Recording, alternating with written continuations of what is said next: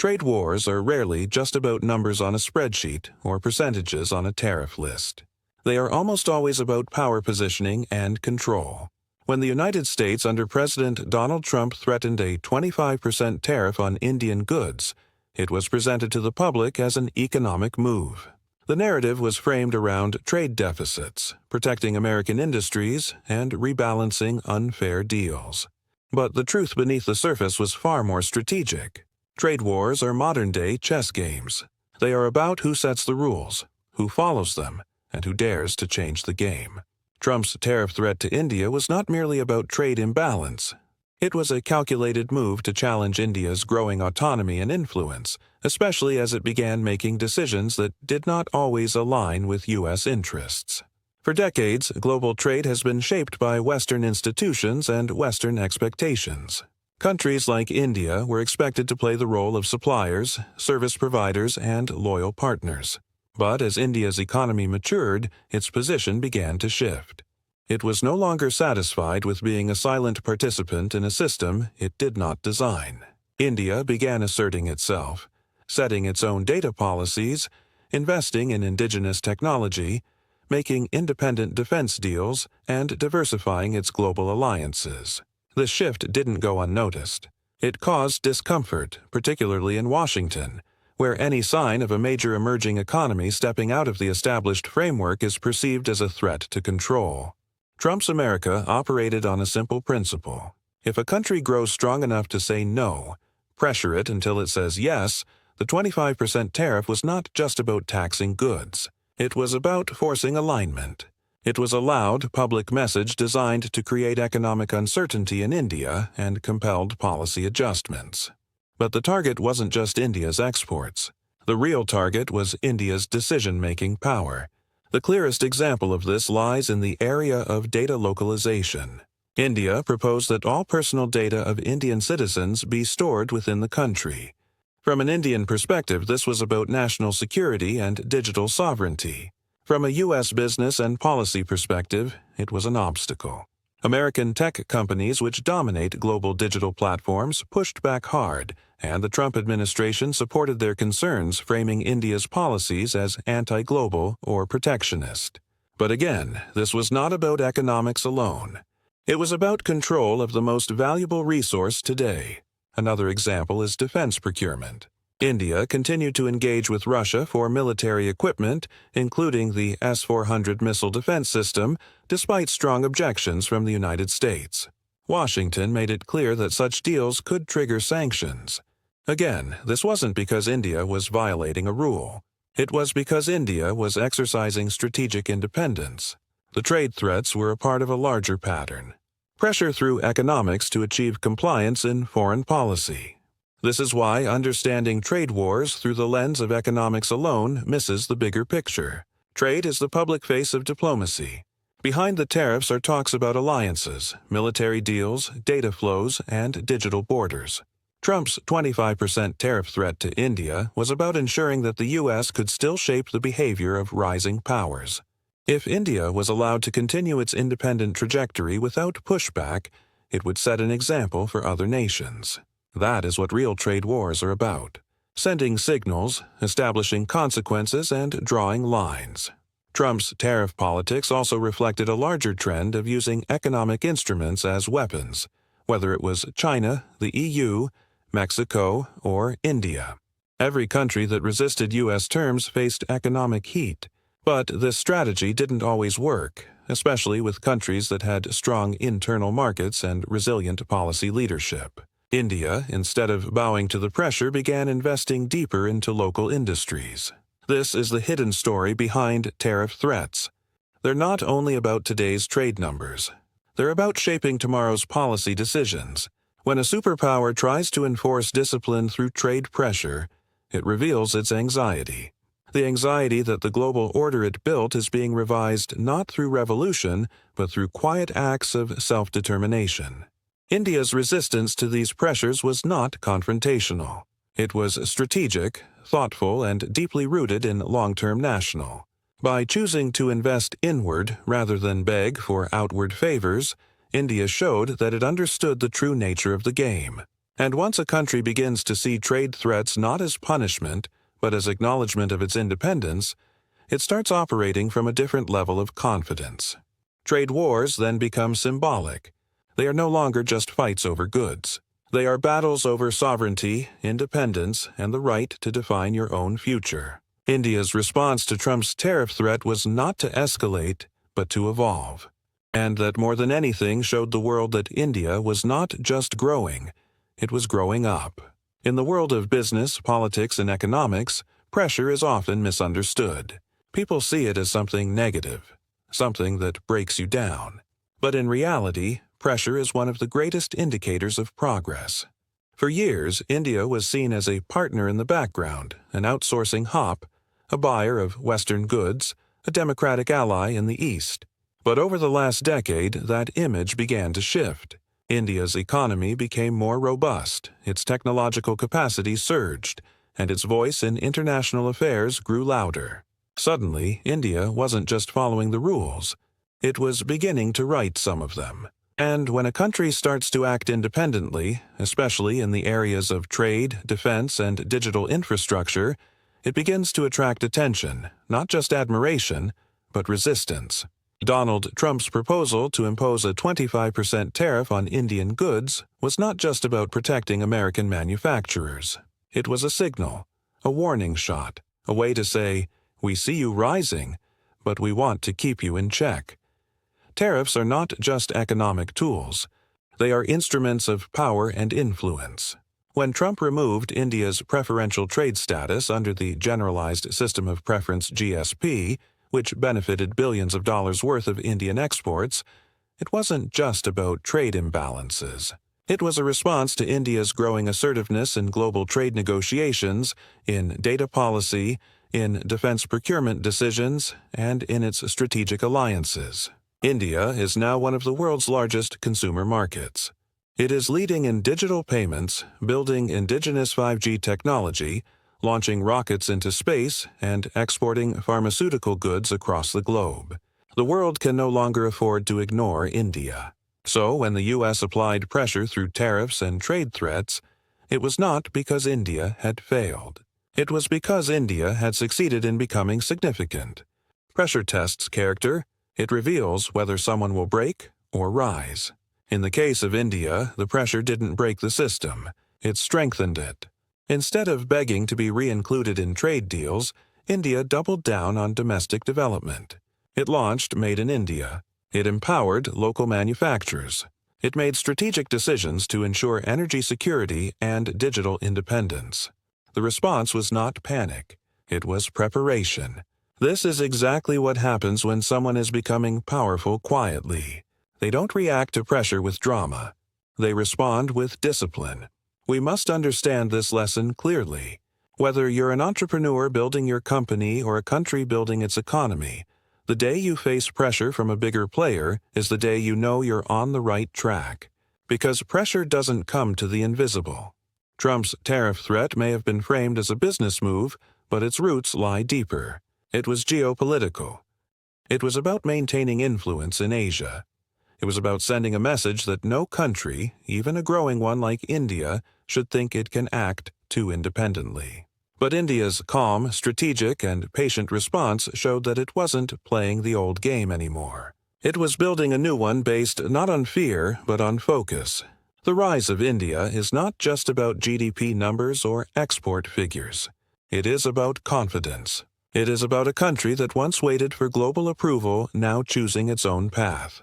And that confidence is exactly what invites pressure because the world is structured to protect existing power, not welcome new ones. But progress always challenges the old order. It's not personal, it's historical. Every great power has faced resistance as it rose, and India is no different.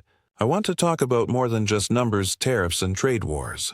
I want to talk about power, economic power, strategic pressure, and the quiet battle for global influence that is happening right before our eyes. You see, when former U.S. President Donald Trump floated the idea of imposing a 25% tariff on Indian imports, the world didn't just witness a trade threat. It witnessed a shift in the balance of trust and perhaps even the beginning of a deeper strategy. Let us ask the real question. Why is the United States pressuring India? India is not just a country now. Throughout history, moments of restriction have often led to revolutions in innovation. When individuals or nations face blocks, limitations, or threats, something powerful happens. The mind shifts from comfort to creativity. When Trump's administration threatened India with a 25% tariff, many saw it as a setback. But for a nation like India, which has long relied on external partnerships for trade, technology, and supply chains, the threat acted as a catalyst. It forced a re-evaluation, and that re-evaluation led to a new approach, a more independent, more innovative, and more self-reliant economic model. Economic threats act as pressure points. They highlight where the vulnerabilities are. When the U.S. removed India's preferential trade benefits under GSP and followed it with tariff threats, it exposed how reliant India still was on certain export relationships. Pharmaceuticals, auto parts, textiles, and electronics were key industries that faced the pressure. But instead of responding with fear, Indian policymakers began pushing structural reforms and incentives to diversify export markets, encourage domestic manufacturing, and strengthen local supply chains. This reaction wasn't random. It followed a deep-rooted understanding that dependence on any one economy or market is a long-term risk. The idea of Atmanirbhar, a self-reliant India, was not just a slogan. It became a guiding principle. The government began pushing for indigenous solutions from defense manufacturing to semiconductors to mobile phone production. This mindset, born from pressure, gave rise to new policies, new startups, and new collaborations that previously had been either delayed or ignored. Economic threats also forced digital acceleration as global players exerted pressure over data policies. India pushed back by creating its own frameworks for data protection, for e-commerce, for financial technology. The result was not isolation, but innovation. India became one of the first countries to develop a nationwide digital identity system, a scalable digital payment infrastructure, and a public goods approach to digital services. UPI Aadhaar on DC. These became examples of how digital sovereignty and innovation could go hand in hand at the same time. Tariffs acted as a mirror. They showed India which sectors were vulnerable to foreign pressure and which needed urgent support. For instance, the auto, component and industry, heavily dependent on imports, received a wake-up call. So did the electronic sector, particularly smartphones and semiconductors. In response, India began building semiconductor fabs, forging technology partnerships with other countries like Japan, Taiwan, and Israel, and reducing barriers for tech innovation. All of this might not have happened at the same scale or speed without the urgency created by external economic threats. India's startup ecosystem also took this moment to mature with over 100 unicorns and counting. Many of them began focusing on core Indian problems: agriculture, logistics, healthcare, education, rather than merely replicating Western models. These ventures began to see the value in serving not just urban India, but also the vast population across semi-urban and rural areas. In many ways, the tariff threat expanded the vision of what was possible. Instead of chasing global validation, Indian innovators began building for local impact, and in doing so created models that now attract global attention. Pressure also reshaped India's trade strategy. New free trade agreements were pursued with Europe, Australia, UAE, and others. Trade diversification became a priority, reducing dependence on the U.S. market. At the same time, India re-engaged with regional partners in Asia, strengthening its position within supply chains that could replace China as the world's factory. All of this happened not because things were easy, but because they were difficult. Difficulty pushes evolution. Innovation in this context was not just technological, it was institution. India began reforming labor laws, streamlining logistics, digitizing governance, and improving the ease of doing business. These are changes that helped businesses thrive and protect the economy against future shocks. The threat of tariffs did not weaken India's will, it strengthened its systems. This transformation also influenced the mindset of the people. Entrepreneurs began to think longer term. Investors became more interested in core infrastructure. Consumers started trusting Indian brands more. Educational institutions focused on producing job-ready talent for Indian industries, not just for foreign employers. A silent cultural shift was taking place, one that aligned national pride with national capability. When a threat comes from the outside, the natural instinct is to protect, but the better response is to prepare. India used Trump's tariff threat not as a reason to panic, but as a reason to pivot. And that pivot from dependency to determination, from imports to innovation, from fear to focus became the defining characteristic of India's new economic identity. The threat became an opportunity, and the pressure became fuel for a stronger, more resilient, and more innovative India. True leadership does not reveal itself in moments of comfort. It shows up in the moments of challenge when the spotlight is harsh. The pressure is high and the expectations are heavy.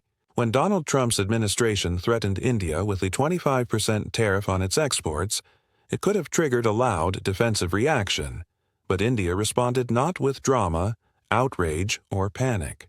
Instead, it responded with calm, calculated action. This type of response is not accidental.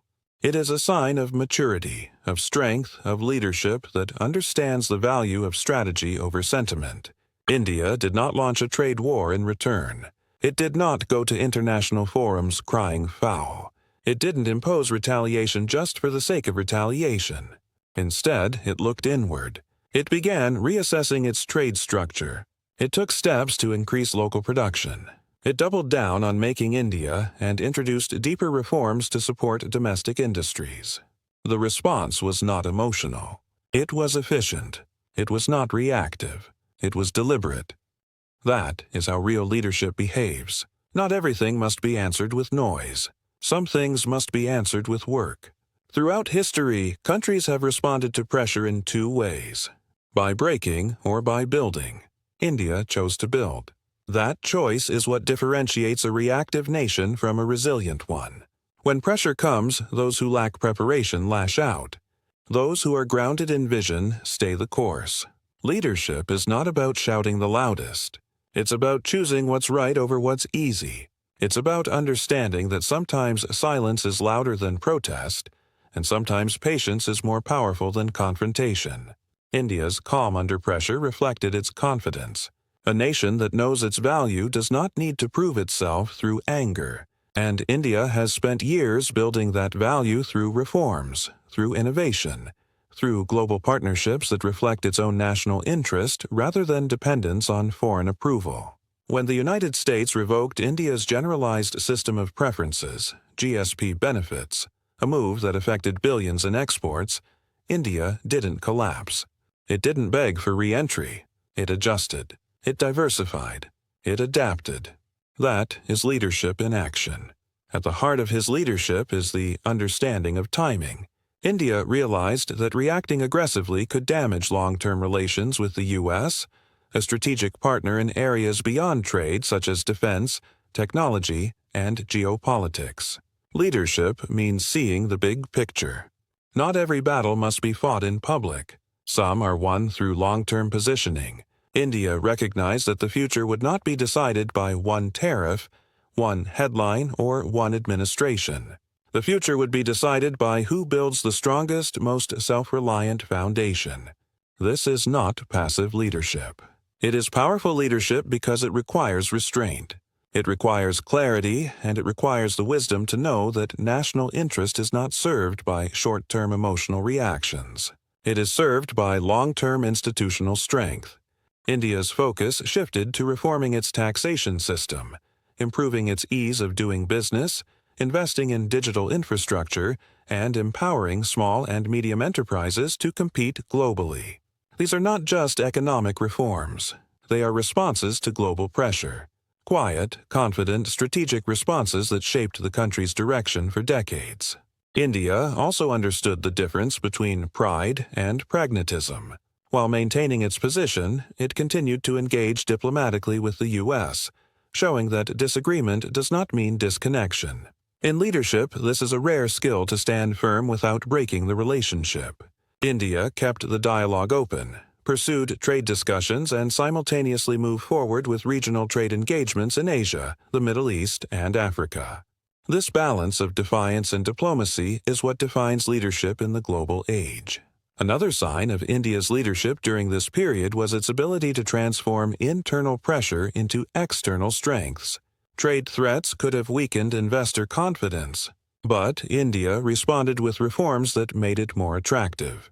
Global companies began looking to India as a reliable alternative to China in manufacturing. Investors appreciated the stability and foresight shown by Indian policymakers. The external threat became an internal motivator, and that is what great leaders do. They turn challenges into catalysts. There is also a cultural dimension to this leadership. India has a long tradition of philosophical depth, patience, and resilience. This cultural mindset supports a leadership style that does not rush decisions under pressure. Instead, it reflects, adapts, and then acts. This temperament is not always understood in the West, where quick action is often mistaken for strength. But in India's case, the calm response proved more effective than immediate retaliation. It protected economic interests without sacrificing national dignity. India's response to Trump's tariff threat sent a powerful message to the world. It said, "We are not a country that reacts, we respond. We are not desperate. We are determined. We do not chase approval. We choose alignment.